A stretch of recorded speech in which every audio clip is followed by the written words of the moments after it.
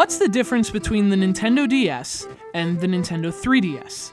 I mean, the obvious answer is the number, right? The 3. The 3DS has that fancy 3D graphics effect. That's the main difference.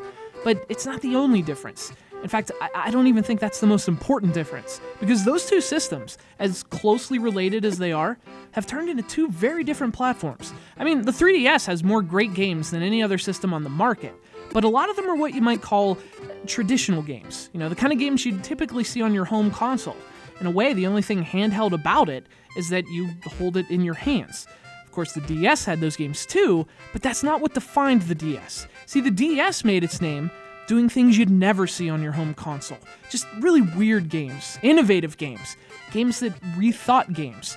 And as great as the 3DS has been, it's really nice to see a game like Puzzlebox Setup, a 3DS game that feels a little DS.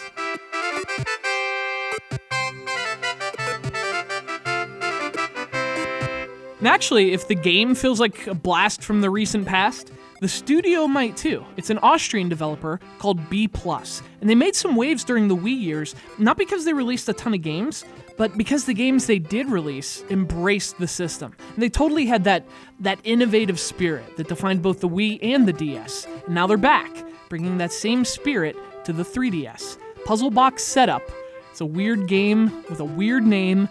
It certainly has some flaws, but it also has that exciting feeling of new, you know, that feeling you got when you had to flip your DS sideways, or you had to close the lid to solve a puzzle. That feeling of, holy crap, that was the coolest thing ever. And like I said, I really like the 3DS, but I had no idea how much I missed that DS feeling until Puzzlebox Setup.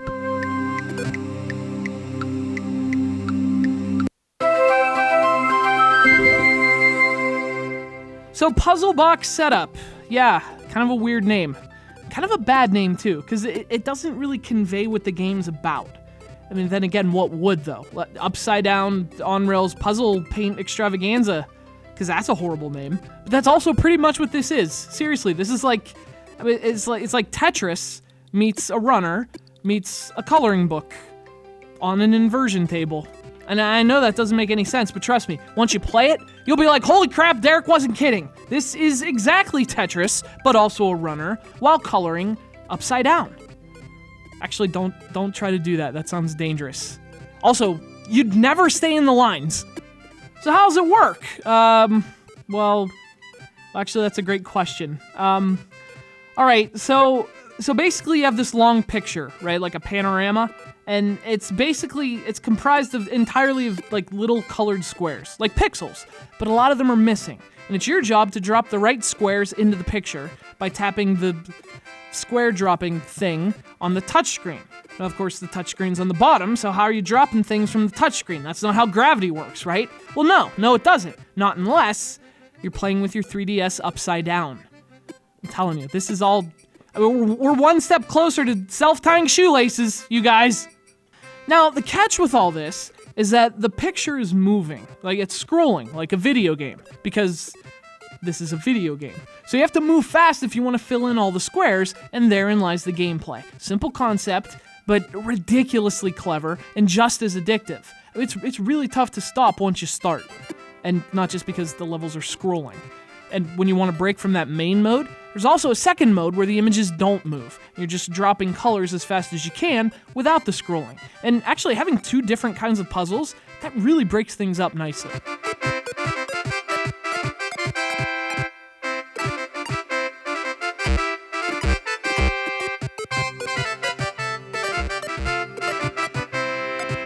Of course, I mentioned there's a flaw, and that's that it's not always precise. So like you're tapping these columns to drop squares, and it almost looks like piano keys, but those keys are really small. So there were a lot of times, especially in the stationary mode, where I tapped the wrong color by accident. Even though I was trying to tap the right one, they're so tiny that I tapped the wrong one.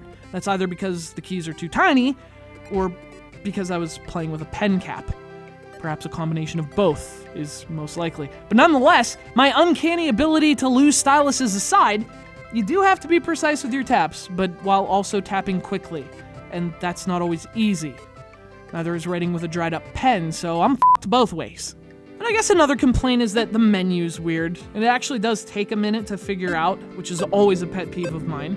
I guess the art style's a bit plain too, but that's the thing, the game still looks good. You know, it's nice and colorful, the puzzles are cool, and it's got an okay soundtrack too, so yeah, the presentation's not bad either.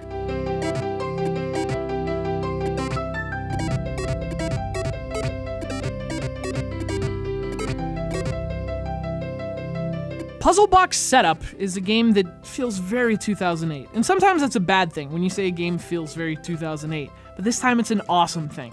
I mean, so many games today are just, hey, here's a game from genre X, let's make this one about space aliens.